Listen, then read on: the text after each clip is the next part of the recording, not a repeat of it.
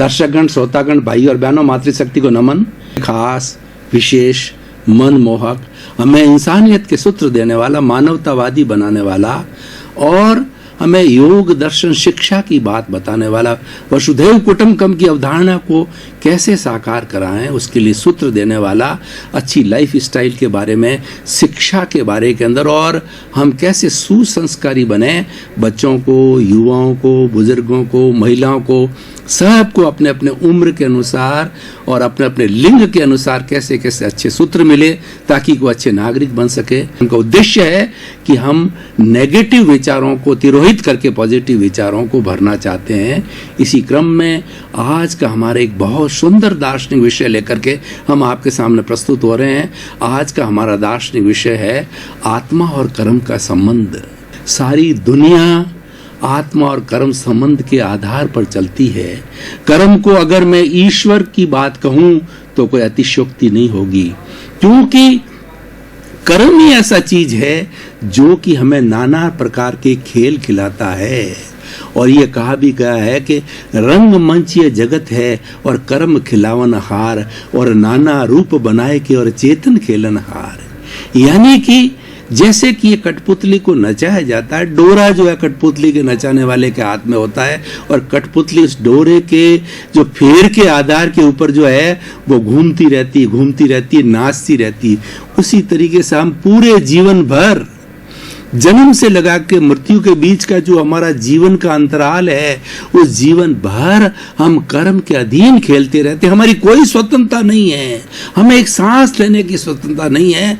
मन वचन काया रूपी जो शरीर मिला है ये कर्मों के भुगतान के लिए मिला है, और हमारी जो ये सृष्टि है और हमारी जो ये कुदरत है वो उसके लिए संजोग जुटाती है। उन संजोगों के आधार पर हमें कर्म फल मिलता है, और कर्म फल के आधार पर हमें सुख और दुख मिलता है।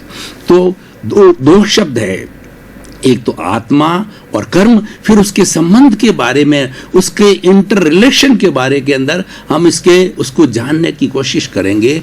तो सबसे पहले आत्मा एक चेतन तत्व है। पूरे विश्व के अंदर, पूरे ब्रह्मांड के अंदर, पूरी दुनिया में, पूरे यूनिवर्स में, पूरे कॉस्मॉस में चेतन तत्व सब एक आत्मा ही है।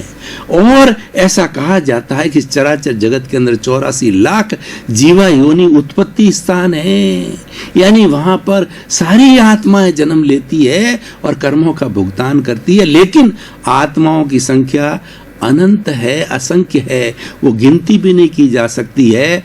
तो इसीलिए चेतना को हम आत्मा कहते हैं, जीव कहते हैं, हम कॉन्शियसनेस कहते हैं। और वो क्या है? असंख्य चेतनामय परमाणुओं के पिंड को चेतना कहा जाता है, आत्मा कहा जाता है, जीव कहा जाता है। इसके कुल 23 नाम है अलग अलग, लेकिन सबका भाव यही है, जो कुछ मैं बोल रहा हूं, मैं बात कर रहा हूं, ये आत्मा की साक्षी से, चेतना की साक्षी से मैं बोल रहा हूं। अगर किसी भी जीवित प्राणी में चेतना नहीं है तो उसका राम नाम सत्य है, वो चला जाता है, वो डेड बॉडी हो जाता है। इसलिए चेतना का महत्व सबसे अधिक है। और चेतना जो है अरूपी होती है। कोई मुझे कहे कि आप मेरे को तो चेतना को, आत्मा की बात करते हो, तो उसको मेरे हाथ पे आत्मा को दिखाओ। लेकिन भैया, जो चीज अरूपी होती है, जिसका रूप नहीं होता, उसको हाथ पे कैसे दिखाया जा सकता है? तो इसीलिए आत्मा तो अनुभवजन्य है और बिल्कुल सीधा सीधा अनुभव है। हम बोल रहे हैं, किसकी साक्षी से बोल रहे हैं? हम खा रहे हैं, पी रहे हैं, उठ रहे हैं, बैठ रहे हैं, सोच रहे हैं, सारे कार्यकलाप कर रहे हैं, मन के, वचन के, काया के, दुनिया भर की प्रवृत्ति व्यक्ति करता है। तो किसके सहारे करता है? कौन कराता है? वो कराने वाली हमारी आत्मा होती है। और आत्मा एक चेतन तत्व है, वो अनंत ज्ञान वाला है, वो अनंत दर्शन वाला है, वो अनंत शक्ति वाला है और अनंत सुख का भंडार है। वो अजर है, अमर है, अविनाशी है, अरूपी है और वो सुख का धाम है। इसीलिए चेतना एक महान शक्ति है, उसको हमें पहचानना चाहिए। वो हमारा अस्तित्व है। हमारे और जड़ पदार्थ के बीच के अंदर अंतर क्या है कि हमारे के अंदर तो संवेदना है, सुख दुख की अनुभूति होती है। जड़ पदार्थ में कोई सुख दुख की अनुभूति होती नहीं होती है। उसको तोड़ो, जोड़ो, फोड़ो, इसलिए उसके अंदर कोई अनुभूति नहीं। लेकिन हमारे शरीर को कोई बींधे या तोड़े या फोड़े, जो लोग आत्मा की बात कहते हैं, हमको आत्मा विश्वास नहीं, मैं उन्हें कहना चाहता हूं कि आपको कोई भी बींधता है, आपको कोई घाव देता है, आपको कोई टॉर्च टॉर्चर करता है तो आपको सुख दुख की अनुभूति क्यों होती है? अगर आप अचेतन पदार्थ हो तो आपको अनुभूति नहीं होनी चाहिए। यानी कि आत्मा अनुभव जन्य है। अब प्रश्न यह है कि आत्मा जो ये क्यों घूम रही है? हमारे सभी धार्मिक, विश्व के सभी धार्मिक शास्त्रों में जो आत्मा में विश्वास करते हैं वो कर्म में विश्वास करते हैं, क्योंकि कर्म के बिना आत्मा नहीं हो सकती, आत्मा के बिना कर्म नहीं हो सकता है। और ये दोनों एक साथ में इस तरीके से जुड़े हुए जन्म जन्मांतर से कि दोनों का जो है वो योग चलता ही रहता है। अब कर्म जो है वो अचेतन पदार्थ है, कर्म है वो जड़ पदार्थ है, और वो पूरे कॉस्मोस के अंदर है। ये पूरे चराचर जगत इस सृष्टि के अंदर जो है वो कर्म के पुद्गल, चतुस्पर्शी कर्म के पुद्गल जो भरे हुए हैं। ये जो हमारा संसार है वो अष्टस्पर्शी पुद्गलों से और चतुस्पर्शी पुद्गलों से बना हुआ होता है। अष्टस्पर्शी पुद्गल दिखाई देते हैं और उसको अणु कहते हैं, और अणुओं के कई संगठन के लिए से बाद में सारी चीजें बनती है। लाइट बनती है, मकान बनता है, और पत्थर बनते हैं, सारी रोडें बनती है। सारी दुनिया की चीजें जितनी भी जो होती है वो सारी जो है वो इस पुद्गल से बनती है, इस जड़ पदार्थ से बनती है। लेकिन जो चतुस्पर्शी होता है वो दिखाई नहीं देता है। वो जो है मासलेस, हम विज्ञान की भाषा में बात करें, वो मासलेस पार्टिकल्स होते हैं जिसका कोई भार नहीं होता है। इसी कारण से वो मासलेस पार्टिकल होने के कारण जन्म जन्मांतर से जो है हम उन कर्मों को अपने साथ में लिए हुए वो जन्म जन्मांतर कई जन्मों से, जन्मों की संख्या भी हमको मालूम नहीं है, वो लिए लिए घूमते रहते हैं। चतुस्पर्शी है, उसका कोई भार नहीं होता है। और अब देखिए कर्म और आत्मा का संबंध कैसे होता है? कर्म तो अचेतन है, कर्म तो जड़ है, लेकिन आत्मा चेतन है। इन दोनों का जो है आपस में मिलन कैसे होता है? और ये अनादि काल से चला आ रहा है। कोई ये प्रश्न करे कि कर्म और आत्मा का संबंध कब से हुआ, तो भगवान भी इसका जवाब नहीं दे सकते। वो कहते हैं कि पश्चानुपूर्वी हमेशा से चला आ रहा है, और ये तब तक चलता रहेगा जबकि ये जड़ और चेतन दोनों अलग अलग नहीं हो जाते हैं। और अलग हो जाते हैं तो चेतन तत्व तो सिद्ध बुद्ध मुक्त हो जाता है, और ये जो पदार्थ जड़ है वापस कॉस्मोस के अंदर चला जाता है। चतुस्पर्शी अपना जो मूल तत्व है उस तत्व में जाकर के और वो विलीन हो जाता है। लेकिन प्रश्न ये, अब दोनों जुड़ते कैसे हैं? मुख्य बात ये है, दोनों का अंतर संबंध क्या है? अंतर संबंध ये है कि हमारी शरीर की एक्टिविटी करने के लिए तीन हमारे मुख्य जो घटक है, एलिमेंट्स है, सोर्सेज है, उनको हम कहते हैं मन, एक को कहते हैं वचन, और एक को कहते हैं काया यानी शरीर। मन होता है, मन का काम होता है चिंतन करना।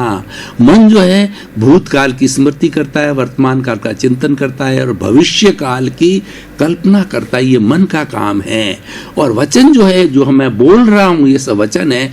भाषा को वचन कहा जाता है। वचन के माध्यम से हम जो है इस समाज के अंदर एक दूसरे से बात करते हैं, अपना कार्यकलाप करते हैं, अपनी एक्टिविटीज करते हैं और अपना जीवन यापन करते हैं।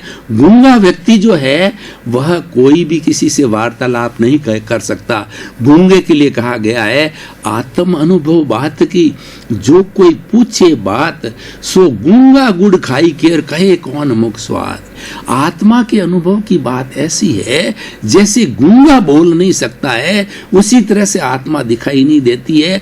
गूंगे को गुड़ दिया जाता है तो गुड़ का स्वाद तो उसको मीठा लगता है, लेकिन उसको पूछोगे कि स्वाद कैसा, तो कहेगा आ आ आ, यानी वो बोल नहीं पाता है, वो स्वाद महसूस कर रहा है। उसी तरीके से आत्मा की बात का अनुभव किया जा सकता है, लेकिन वह जो है एक्सप्रेस नहीं किया जा सकता है। शब्दों के अंदर कर सकते हैं, लेकिन कुल मिलाकर ये दिखाई नहीं जा सकती, अनुभव जन्य है। इसीलिए अब देखिए, ये तीनों तरह के मन वचन काया को योग कहा जाता है। तो हम कोई भी एक्टिविटी करते हैं, मन की एक्टिविटी करते हैं, वचन की एक्टिविटी करते हैं, शरीर की एक्टिविटी करते हैं, तो पूरे कॉस्मोस में चतुस्पर्शी जो पुद्गल है ना, उन पुद्गलों को मन वचन काया खींचती है। जो हमारी मन वचन काया की जो एक्टिविटीज है उनको खींचती है, उनको इस योग का कार्य यह है कि उन चतुस्पर्शी पुद्गलों को खींचना। प्रवृत्ति होते ही वो चतुष्पर्शी पुद्गल खींच लिए जाते हैं और उनके खींचने से एक्टिविटी होती है और इस योग का कार्य जो है पूरा हो जाता है। अब ये मन वचन काया तीनों जो चतुष्पर्शी खींचे हुए हैं, इन खींचे हुओं को ले जा करके हमारे भीतर जो है ना आत्मा के साथ में, जैसा मैंने बताया कि पूर्व जन्मों से जो हमारा कार्बन शरीर जुड़ा हुआ है, जिसको लिंग शरीर भी कहा जाता है, जिसको कॉजल बॉडी भी कहा जा सकता है, जिसको राग द्वेष कहते हैं, जिसको कषाय कहते हैं और जिसको क्रोध मान माया लोभ कहते हैं, वो परत जमी हुई है हमारी आत्मा के साथ के अंदर। परती नहीं है, वो फेविकॉल की तरह चिपकी हुई है। तो वो क्या करती है, योग के द्वारा खींचे हुए मन वचन काया के जो चतुष्पर्शी पुद्गल है वो इनसे संपर्क में आते हैं, इस कषाय के संपर्क में आते हैं। तो संपर्क में आने पर अगर कषाय जो है वो पुनः अपनी कषाय की प्रवृत्ति के अंदर करता है तो व्यक्ति के वो कर्म का बंधन उसके साथ हो जाता है। और अगर देखिए जो प्रवृत्ति की जाती है और आत्मा जो है उसको इग्नोर कर देती है, उसके ऊपर उपेक्षा कर देती है, उस पर ध्यान नहीं कर देती है, तो नए कर्म का बंधन नहीं होता। यानी जब हम अपने निज स्वरूप के अंदर रहते हैं, अपनी आत्मा की प्योर अवस्था में रहते हैं और जो मन वचन काया ने चतुष्पर्शी जो पुद्गल कर्म के रूप के अंदर खींचे हुए हैं उसके ऊपर कोई भी प्रतिक्रिया नहीं होती, आत्मा की जो है उपेक्षा हो जाती है, तो कोई कर्म का बंधन नहीं हो। लेकिन अगर मान लो ये आत्मवत बना हुआ जो कषाय है ये प्रवृत्ति कर देता है, ये प्रतिक्रिया कर देता है, ये ओपिनियन कर देता है और आत्मा की इग्नोरेंस रह जाती है। आत्मा हाजिर तो है, आत्मा हाजिर के बिना तो ये भी सचेत नहीं हो सकता है, लेकिन क्वेश्चन ये है कि आत्मा फंक्शन में नहीं आती, निज स्वरूप में नहीं रहती है, तो ये हावी हो जाता है, ये हावी होकर के ये कर्म का बंधन हो जाता है। और जैसी जैसी ये भीतर बैठा बैठा प्रतिक्रिया करता है, कॉजेस डालता है, वैसा का वैसा कर्म का बंधन चालू हो जाता है।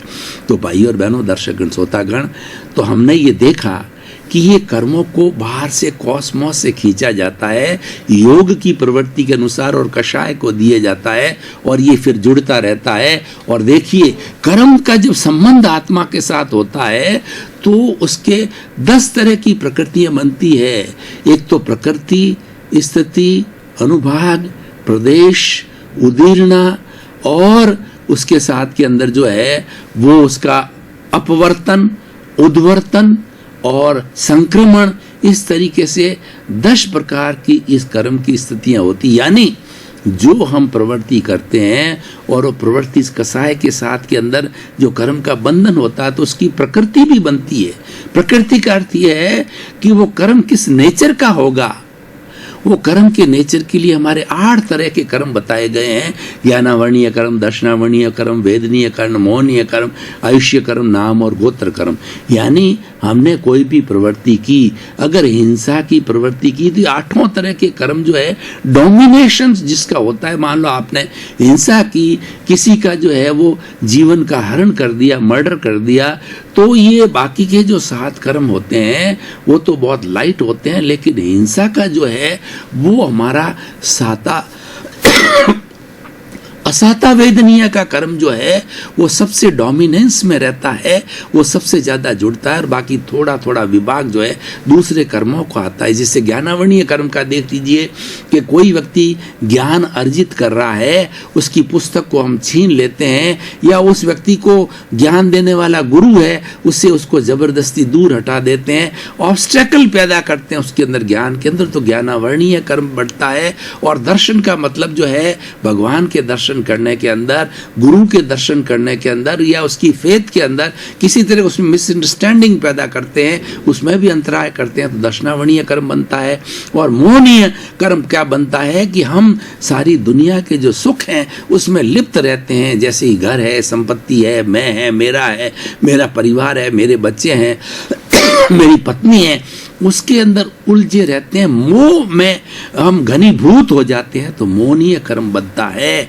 और आयुष्य कर्म का बंधन भी ये होता है कि हमारे अंदर किस तरह की सोच होती है। जीवन में आयुष्य कर्म बंधन है वो एक बार होता है, और जैसी हमारी जो सोच होती है और जैसी हमारी भावना होती है, जैसे हमारा भाव होता है, उसी के अनुरूप ही हमारा अगले जन्म का आयुष्य का बंधन हो जाता है। और एक बार होता है पूरे जीवन के अंदर, इसके बंधन के बिना बिना ये आत्मा इस शरीर को छोड़ करके दूसरे शरीर के अंदर नहीं जा सकती है। तो इसीलिए ज्ञानावर्णीय, दर्शनावर्णीय और अपने मोहनीय और अंतराय कर्म होता है। हम किसी के ऑब्स्टेकल पैदा करते हैं, दान, लाभ, भोग, उपभोग और वीर्य, 5 तरह की अंतराय होती है। हम किसी को दान देने में ऑब्स्टेकल करते हैं, किसी के लाभ में ऑब्स्टेकल डालते हैं, भोग में डालते हैं, भोग में डिप्रोट डालते हैं, किसी को मारते हैं तो वीर्य अंतराय बनती है। तो ये ऑब्स्टेकल डालने से हमारे अंतराय कर्म का बंधन हो जाता है। और उसके बाद में नाम कर्म होता है। हम जितना भी पुण्य पाप होता है वो सब नाम कर्म के आधार पर होता है कि हम किसी के साथ किसी को दुख देते हैं, किसी का बुरा करते हैं, तो उसके अनुसार ही हमारा शुभ और अशुभ नाम हमारा नाम कर्म का बंधन होता है। गोत्र में सोशल स्टेटस मिलता है। सोशल स्टेटस कैसे मिलता है कि हमने देखिए कि हमने जाति, कुल, ऐश्वर्य और दान, ऐश्वर्य और उसके बाद के अंदर जो हमारा ज्ञान है, उसका जो अहंकार, 8 तरह के मद होते हैं। हम जितना मद नहीं करते हैं तो उच्च गोत्र बनता है, और हम मद करते हैं तो हमें नीच गोत्र का बंधन होता है। इस तरीके से भाई और बहनों, ये सारा डिवाइड इसकी प्रकृति में हो जाता है। स्थिति टाइम भी फिक्स होता है। किस इंटेंसिटी के साथ के अंदर जो है मन वचन काया ने जो है वो पुद्गल खींचे हैं, उस वक्त में कैसी इंटेंसिटी थी, कैसा रस था, उसी के अनुसार ही जो है वो हमारी प्रकृति बनती है, स्थिति बनती है, उसके प्रदेश यानी उतने परमाणु इकट्ठे होते हैं। और प्रकृति, स्थिति, प्रदेश और अनुभाग, जिस रस से जो हम इंटेंसिटी से हम खींचते हैं परमाणुओं को, और जिस इंटेंसिटी से जो हमारा कषाय जो है उसके साथ जुड़ता है, वैसा का वैसा ही हमें फल मिलता है। यानी हमारा जो ये कर्म थ्योरी है, ये परफेक्ट मैथमेटिक्स है। हमारी मैथमेटिक्स में तो गलती हो सकती है, लेकिन इस कर्म के सिद्धांत के अंदर कोई गलती नहीं होती है। ऐसा इसका खुद का एक सिस्टम है। उस सिस्टम से ये कर्म थ्योरी चलती है और ये आत्मा के साथ में जुड़ती है। और इस कर्म को जो है कोई कर्मरज कहता है, कोई द्वैत कहता है, कोई अद्वैत कहता है, कोई पुण्य कहता है, कोई पाप कहता है, कोई विशिष्ट कहता है। इस तरीके से अलग अलग हमारे जितने भी भारतीय संस्कृति के धर्म दर्शन उन्होंने अलग अलग नाम किए हैं, लेकिन आत्मा में विश्वास करने वाला, पुनर्जन्म में विश्वास करने वाला कर्मी है। क्योंकि संसार के अंदर जो कोई भी हमारे को ये डिफरेंसेस नजर आ रहे हैं, ये जो जितनी भी हमको विभिन्नताएं नजर आ रही है चेतन पदार्थों में, वो कर्म के कारण ही होती है। तो इसीलिए कर्म के लिए कहा गया है कि उर्जत को सुख को दुख देत है और कर्म देत जक जोर, उर्जत सुरजत आप ही और ध्वजा पवन के फेर। उदाहरण देके बताया गया है कि भगवान के मंदिर के ऊपर ध्वजा लगी हुई होती है, उस ध्वजा को कौन जो है वो सीधी करता, टेढ़ी करता, वो तो हवा के फेर से उलझती है, सुलझती है। उसी तरीके से आपको सुख और दुख देने वाला केवल कर्म ही है। दर्शकगण, श्रोतागण, भाई और बहनों, आपका बहुत बहुत धन्यवाद। कार्यक्रम को बड़ी दिलचस्पी से देख रहे हो, इसीलिए हमारे पास में फीडबैक आ रहा है कि कार्यक्रम अपनी सही दिशा में जा रहा है और ये सही बातें बताई जा रही, हमारे जीवन के लिए उपयोगी बातें बताई जा रही, हमारे जीवन का निर्माण हो रहा है, उससे हमको भी प्रोत्साहन मिल रहा है। और हम प्रतिदिन नए एपिसोड जो अच्छी क्वालिटी के साथ में आपको प्रस्तुत करते हैं। इसीलिए हमारा आपसे नम्र निवेदन है, कार्यक्रम को रोज देखते रहिए। और हमारा उद्देश्य भी है कि व्यक्ति के अंदर जितने भी नकारात्मक भाव है उसको किस तरीके से दूर करें, दूर करके सकारात्मक भावों के अंदर बदले। इसीलिए इसी क्रम के अंदर आपका जीवन आनंदमय हो, मंगलमय हो, सुखमय हो और खूब आप शतायु होकर के और अपने समाज की सेवा करें और मनुष्य जीवन का आप सार निकालें। आपके प्रति मंगल भाव।